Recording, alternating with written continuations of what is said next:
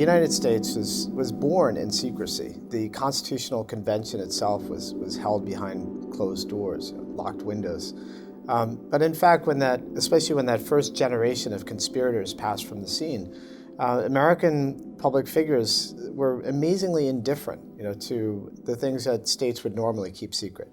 So even diplomatic communications were usually transmitted in the clear.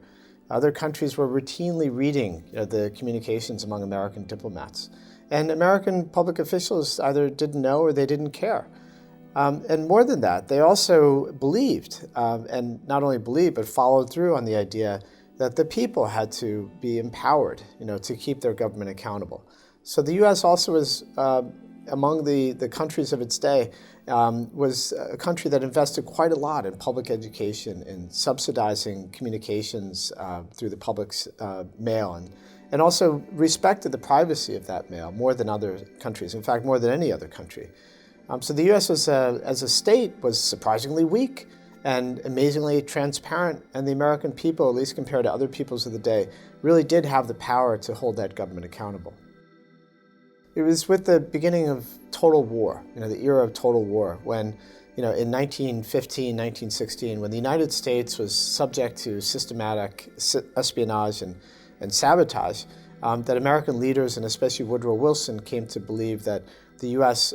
had fallen behind, that if it was to be a world power, if it was to survive in the world, the U.S. was going to have to develop its own secret services. It was going to have to develop an intelligence community. And it was also going to have to begin to surveil its own citizens in ways that it had never done before.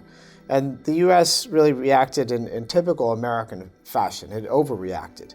And so we had the passage of the Espionage Act. We had raids, on communists or any group that was deemed subversive. And for a time, there was a real reign of terror in the United States for anybody who dissented from the U.S. government's position in the world.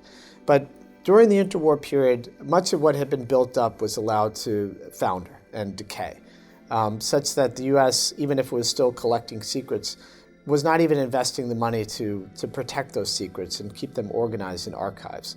And that basic technology of intelligence and surveillance, the archive itself, had more or less collapsed, by the 1930s.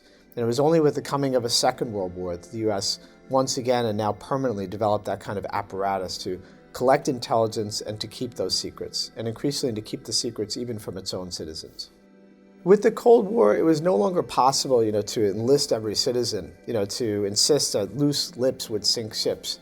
Neither could you just round up tens of thousands of people and throw them into camps. So instead, in the early Cold War, American leaders decided that the only solution was to protect secrecy at the source. And the Manhattan Project to build the first atomic bomb came to be the model, for the protection of secrecies and mass screenings of eventually millions of people. It came to be the model that was adopted all across the federal bureaucracy.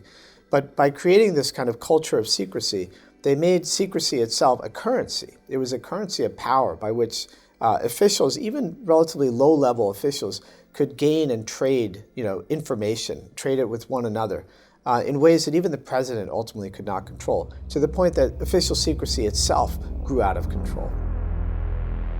There's a threefold challenge facing us today when it comes to official secrecy. First is that we've still not figured out how to protect official secrecy, that is the value of that currency, the power that comes with designating something as a state secret.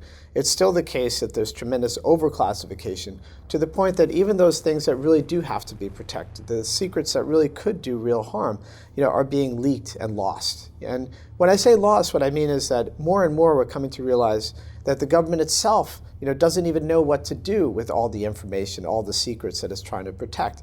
So the second trend is, with the growth of data generally, we've seen also a massive expansion, even exponential growth, in the amount of secret information. And finally, there's the fact that for any of this information to reach the public, which is what ultimately has to happen if government is to be kept accountable, all of it has to be reviewed. It has to be reviewed whether for national security or private information. And the government has not yet developed the capacity to cope with big data when that data is classified. And so we're seeing a slow and perhaps even soon a rapid collapse in the whole system that for decades has allowed us to keep government accountable.